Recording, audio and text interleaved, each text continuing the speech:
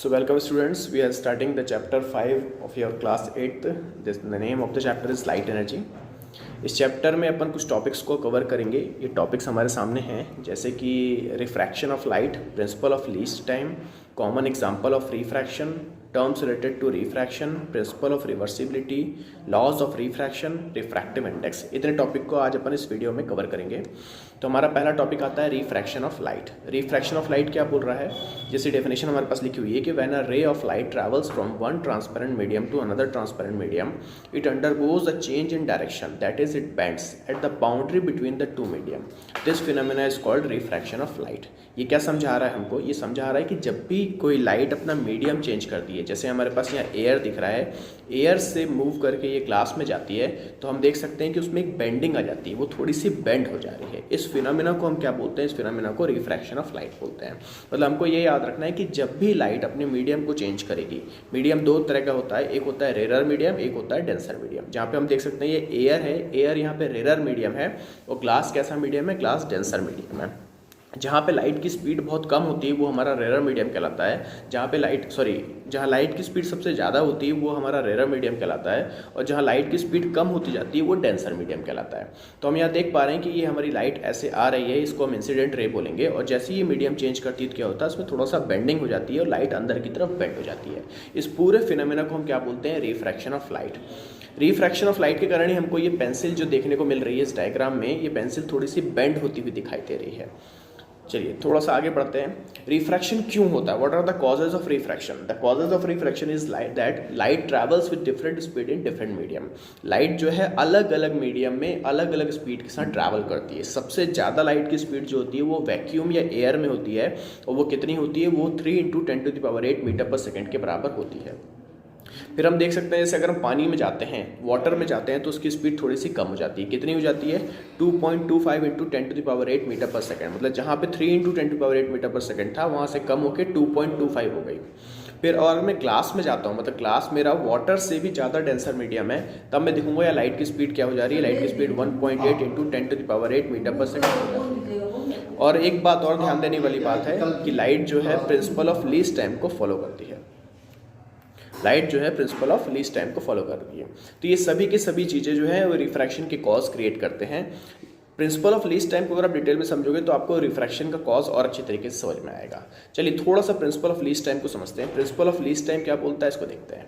ये बोलता है कि light always obey the principle of least time which states that out of all possible path the light can take to go from one point to another, it takes the path that requires the shortest time. मतलब ये principal of least time हमको ये बताता है कि जब भी मुझे लाइट को एक पॉइंट से दूसरे पॉइंट में ले जाना है, तो लाइट हमेशा उसी पाथ को फॉलो करेगी जिसमें उसको शॉर्टेस्ट टाइम कवर होगा. मतलब लाइट हमेशा उसी पाथ को लेने की, चूज करने की कोशिश करेगी जिसमें सबसे कम टाइम उसको लगेगा. It chooses a path where it travels a greater distance in the medium in which it has a greater speed and less in the medium in which it has a less speed. मतलब ये क्या कह रही है, जब light की speed ज़्यादा है, वो ऐसे मीडियम से ट्रैवल कर रही है कि ज़्यादा स्पीड से ट्रैवल कर सकती है, तो वो एक ग्रेटर लेंथ को या बड़े लेंथ को कवर करने की कोशिश करेगी. लेकिन जैसे ही वो डेंसर मीडियम में एंटर करती है, डेंसर मीडियम में एंटर करने से क्या होगा, उसकी स्पीड कम हो जाएगी. और जब उसकी स्पीड कम हो जाएगी तो वो ट्राई करेगी कि वो छोटे से छोटे पाथ को कवर कर ले. जैसे फॉर एग्जाम्पल हमारे यहाँ पे ये एक एग्जाम्पल में ये दो पर्सनस दिखा रहे हैं. लेट सपोज ये एक पर्सन है, ये एक पर्सन है. इमेजिन करो ये लाइट है, लाइट को फर्स्ट पर्सन से सेकंड पर्सन तक पहुंचना है. तो अब उसके पास दो मीडियम है, एक मीडियम एयर दिख रहा है और एक मीडियम वाटर दिख रहा है. एयर में ये पर्सन बहुत तेज़ी से दौड़ सकता है, या एयर में लाइट बहुत तेज़ी से चल सकती है. लेकिन जैसे ही ये वाटर में जाएगी तो क्या होगा, इसकी स्पीड कम हो जाएगी. अब इसके पास 2-3 ऑप्शंस हैं. पहला ये ब्लू लाइन वाला ऑप्शन है, इसमें क्या हो रहा है, ग्रेटर लेंथ कवर हो रही है आपके लाइट उसमें एयर में, और फिर छोटी सी लेंथ कवर हो रही है वाटर में. या फिर वो स्ट्रेट लाइन को कवर करे बिना किसी बेंडिंग के, उसमें क्या होगा, कुछ पाथ मेरा एयर में कवर कुछ होगा और कुछ पाथ मेरा वाटर में कवर होगा. वाटर में कवर होने वाला पाथ काफ़ी ज़्यादा हो गया है, इसमें स्पीड टाइम और ज़्यादा कंज्यूम हो जाएगा. तो इन तीनों में सबसे कम टाइम कंज्यूमिंग पाथ कौन सा होगा, ये ग्रीन वाला क्या हो रहा है, मैक्सिमम डिस्टेंस जो है वो कवर कर लिया जा रहा है एयर में, और वाटर में कोशिश किया जा रहा है कि छोटा सा डिस्टेंस कवर किया है. तो ये एक सिमेट्री फॉर्म हो रही है, और सिमेट्री फॉर्म होने से क्या हो रहा है, लाइट उसी पाथ को कवर कर रही है जिसमें उसको सबसे कम टाइम कंज्यूम हो रहा है. इसी को हम क्या बोलते हैं, इसी को हम प्रिंसिपल ऑफ लीस्ट टाइम बोलते हैं. उसके बाद आता है टर्म रिलेटेड टू रिफ्रैक्शन. हमें अगर रिफ्रैक्शन को समझना है तो हमें कुछ टर्म्स को समझना होगा। जैसे यहाँ पे पहला टर्म है इंसिडेंट रे। कोई भी जो आने वाली रे होती है उसको हम क्या बोलते हैं, उसको हम इंसिडेंट रे बोलते हैं। उसके बाद क्या है हमारे पास रिफ्रैक्टेड रे। रिफ्रैक्टेड रे मतलब जो लाइट बेंड होने के बाद, रिफ्रैक्ट होने के बाद गुजर रही होती है, उसको हम क्या बोलते हैं, रिफ्रैक्टेड रे। उसके बाद पॉइंट ऑफ इंसिडेंस। जब भी लाइट किसी दो मीडियम को, मतलब मीडियम को चेंज करने वाला जो एक सरफेस होती है, मतलब एक सरफेस है जो दोनों मीडियम में एज अ बाउंड्री क्रिएट कर काम कर रही है, उस बाउंड्री को टच करती है, तो उस पॉइंट को हम क्या बोलते हैं, उस पॉइंट को हम पॉइंट ऑफ इंसिडेंस बोलते हैं। जैसे हम यहाँ देख पा रहे हैं कि ये जो इंसिडेंट रे है, इंसिडेंट रे आके आज सरफेस को टच कर रही है, तो जिस भी पॉइंट पे वो टच कर रही है उसको हम क्या बोलते हैं, पॉइंट ऑफ इंसिडेंस बोलते हैं। उसके बाद नॉर्मल। नॉर्मल क्या चीज़ होती है, जो भी हमारे पास सरफेस होता है, जैसे हम ये रेड लाइन में सरफेस देख रहे हैं, इस सरफेस के परपेंडिकुलर अपन एक लाइन ड्रॉ कर दें, उसको हम क्या बोलते हैं, उसको हम नॉर्मल बोलते हैं। फिर बनता है हमारा angle of incidence. Angle of incidence क्या है, यहाँ पे ये एंगल आई जो दिख रहा है हमारा, ये क्या कहलाएगा, एंगल ऑफ इंसिडेंस कहलाएगा। ये इंसिडेंट रे और नॉर्मल, इंसिडेंट रे और नॉर्मल के बीच में बनने वाला जो एंगल होता है वो क्या कहलाता है, हमारा एंगल ऑफ इंसिडेंस कहलाता है। उसके बाद क्या आएगा, angle of refraction. Angle of refraction क्या होगा, नॉर्मल और रिफ्रैक्टेड रे के बीच में बनने वाला जो एंगल होगा वो क्या कहलाएगा, एंगल ऑफ रिफ्रैक्शन कहलाएगा। चलिए आगे बढ़ते हैं अपन, प्रिंसिपल ऑफ रिवर्सिबिलिटी। अब एक टॉपिक हमको समझना है लाइट में इसी चैप्टर में कि what is the principle of reversibility. तो according to the principle of reversibility, the path of light is reversible. जो पाथ ऑफ लाइट है वो रिवर्सिबल है। जब भी रिफ्रैक्शन हो रहा होता है उस कंडीशन पे जो पाथ ऑफ लाइट होता है वो कैसा होता है, वो रिवर्सिबल होता है। हम यहाँ देख सकते हैं कि हमको यहाँ पे इंसिडेंट रे दिख रही है और ये हमारी रिफ्रैक्टेड रे है। तो इंसिडेंट रे आ रही है और रिफ्रैक्ट होने के बाद चली जा रही है।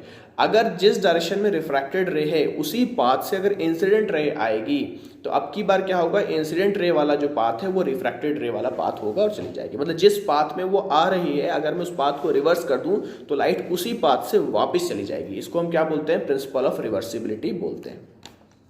चलिए उसके बाद नेक्स्ट टॉपिक है हमारा लॉज ऑफ रिफ्रैक्शन। जब भी नेचर में रिफ्रैक्शन होता है तो कुछ ना कुछ लॉज को फॉलो करते हैं, उसको अपन क्या बोलते हैं, उनको हम लॉज ऑफ रिफ्रैक्शन बोलते हैं। जैसे according to the law of refraction, the incident ray normal to the point of incidence and the refracted ray lie on the same plane. Incident ray, normal और पॉइंट ऑफ इंसिडेंस और refracted ray सभी की सभी चीज़ें एक ही plane पे लाई करती हैं। ऐसा नहीं होगा कि अपना प्लेन चेंज कर दें। हमें ध्यान में एक चीज़ देना है कि इंसिडेंट रे, नॉर्मल और रिफ्रैक्टेड रे, इन तीन चीज़ का हमें याद रखना है। इंसिडेंट रे, नॉर्मल और रिफ्रैक्टेड रे, ये तीनों एक ही प्लेन पे लाई करेगा। मतलब कभी भी हम अगर इसको एनालिसिस करेंगे तो ये तीनों एक ही प्लेन पे मिलेंगे, अलग अलग प्लेन में नहीं हो सकते। अब प्लेन क्या होता है, जस्ट लाइक अ व्हाइट बोर्ड, अ ब्लैक बोर्ड, अ टेबल, सरफेस, ये सारी चीज़ें क्या होती हैं, ये प्लेन होती हैं। तो ये तीनों लाइन या तीनों रेज अगर हम ड्रॉ करें एक पेज पे तो वो एक ही प्लेन पे बनेगा, अपने प्लेन को नहीं छोड़ेगा। ये पहला लॉ कहलाता है। दूसरा क्या है हमारा, the ratio of sine of angle of incidence to the sine of refraction is a constant. मतलब हमारे पास दो एंगल होते हैं, एक कहलाता है एंगल ऑफ इंसिडेंस और एक कहलाता है एंगल ऑफ रिफ्रैक्शन। अगर sine of angle of incidence करें दैट इज साइन आई करूं और sine of angle of refraction that is sine R, sine I upon sine R का रेशियो जब भी मैं बनाता हूं तो मेरे को हमेशा एक कांस्टेंट क्वांटिटी मिलती है और उस कांस्टेंट क्वांटिटी को हम क्या बोलते हैं, उस कांस्टेंट क्वांटिटी को हम रिफ्रैक्टिव इंडेक्स के फॉर्म में दिखाते हैं। तो this is known as the refractive index of the medium, इसको हम रिफ्रैक्टिव इंडेक्स बोलते हैं।